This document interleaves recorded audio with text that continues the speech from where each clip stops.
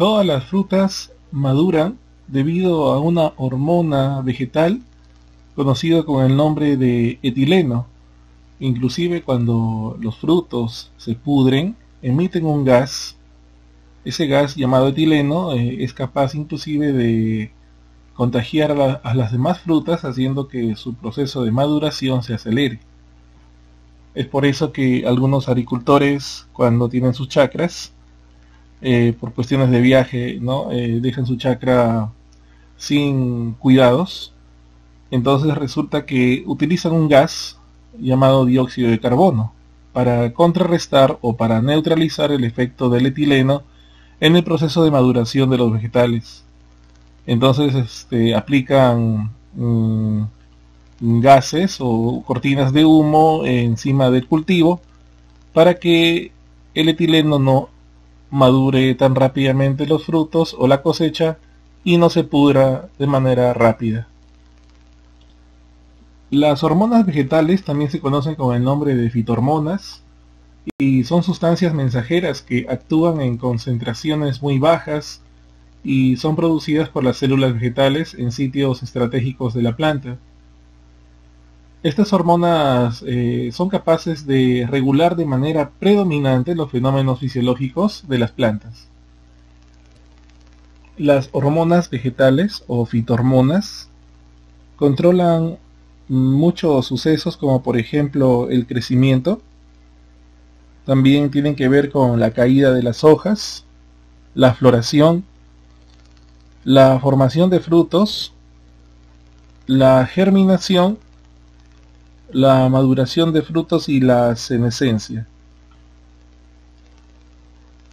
Las principales fitohormonas se dividen en dos grupos que son las fitohormonas promotoras y las fitohormonas inhibidoras.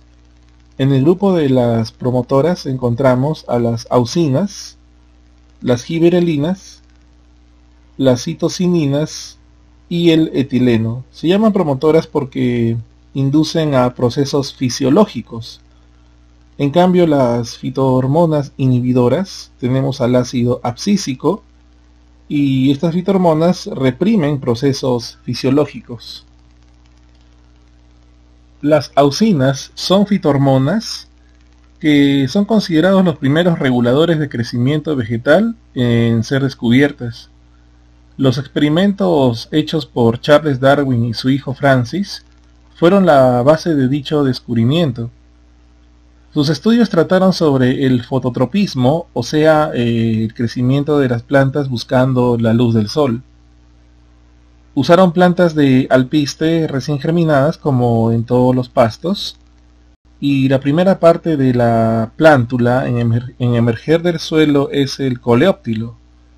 Cuando los coleóptilos se exponen a la luz de una sola dirección, se flexionan hacia esta. La flexión ocurre cerca a la punta del coleóptilo. Los Darwin trataron de influir en esta flexión de varias maneras.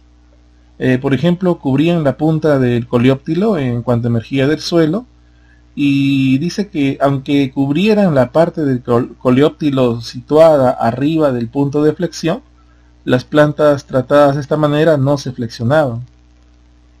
En otras plántulas la flexión no ocurría al ser cortada la punta del coleóptilo. Sin embargo, cuando la parte inferior de un coleóptilo intacto se aislaba de la luz, este aún se flexionaba hacia la fuente luminosa. Con base en este experimento, concluyeron que alguna influencia se transmite desde la parte superior hacia la inferior, causando su flexión.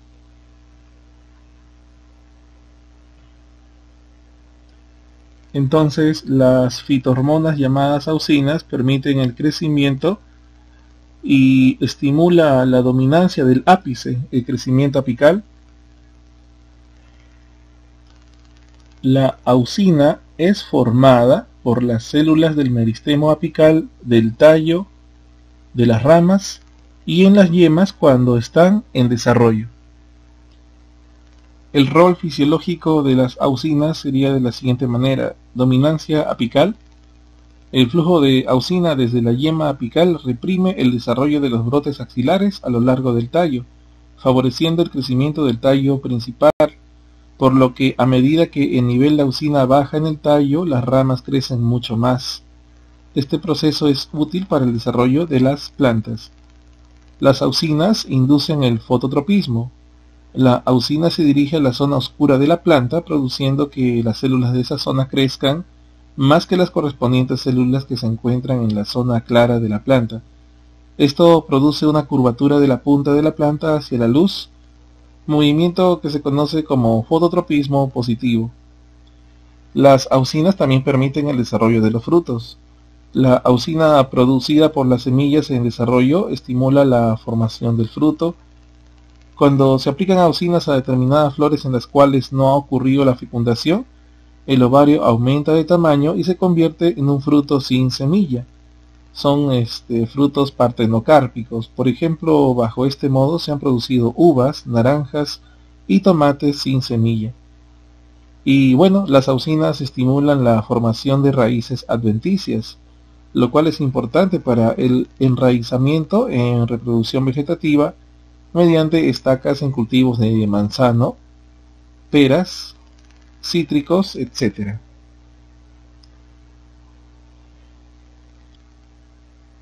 Las citocininas son fitohormonas que se encargan de la división celular. Se hizo un tipo de experimento donde se aisló a esta sustancia activa llamada citocinina, dice porque induce a que las células se puedan dividir. Es un proceso llamado citocinesis. Luego se identificó en el maíz la primera citocinina y se le llamó ceatina, que se originaba a partir de la degradación del ARN, y desde entonces se ha logrado extraer de otras plantas varias moléculas similares.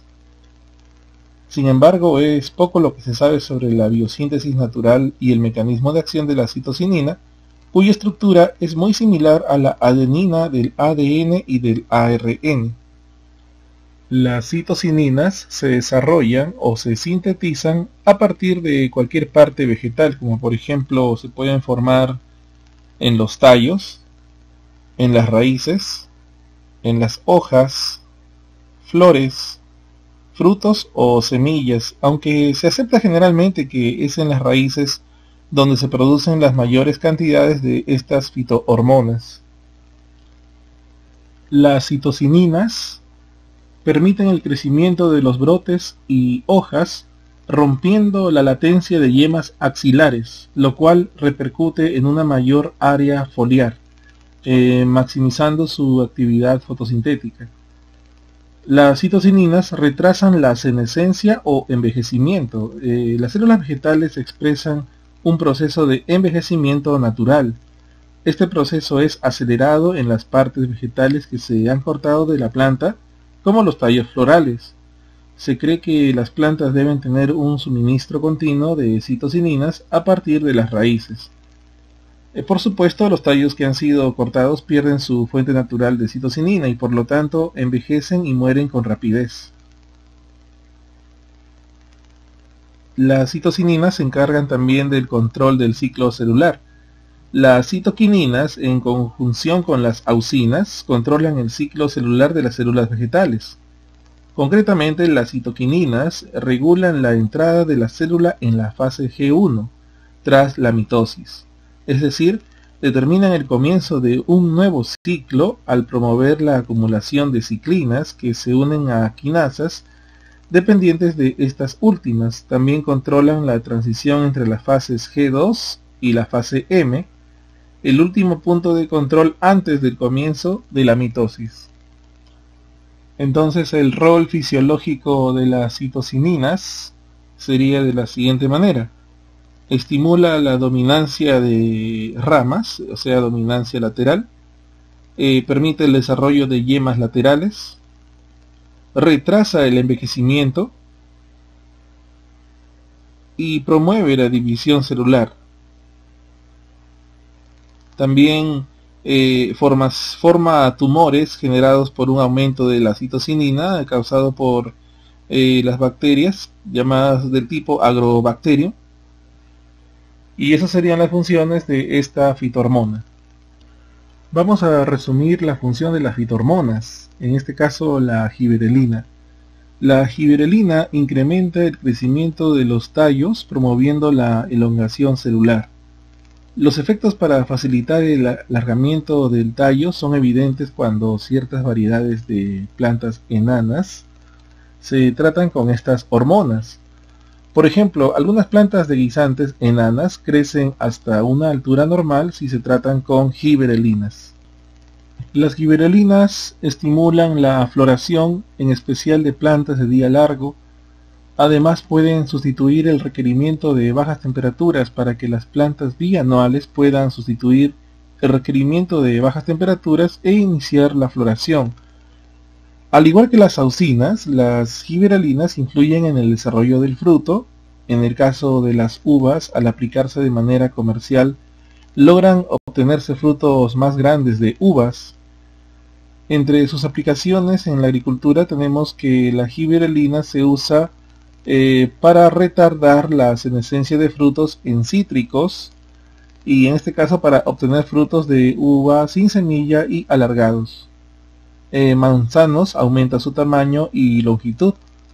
En la caña de azúcar aumenta la producción de sacarosa, y en el tubérculo de papa rompe la latencia. Luego tenemos la siguiente fitohormona llamada etileno.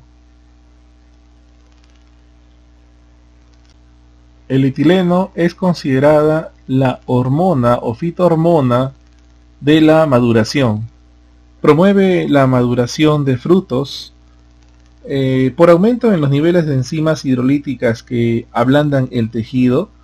Producen la hidrólisis de los productos almacenados, incrementando la velocidad de respiración y la pigmentación de los frutos. Por lo tanto, el etileno es responsable de la senescencia. La expresión "una manzana podrida echa a perder el resto" es verdadera. Esa manzana produce grandes cantidades de etileno que se difunde y activa el proceso de maduración de las manzanas vecinas. El etileno se utiliza comercialmente para hacer que los plátanos maduren de modo uniforme. Este fruto se cosecha cuando aún está verde y se envía a su destino, donde prácticamente se le expone a etileno antes de distribuirlo a las tiendas. Tenemos, por ejemplo, plátanos verdes. Si se les somete al etileno, entonces estos plátanos van a madurar, convirtiéndose de esa manera en plátanos comestibles.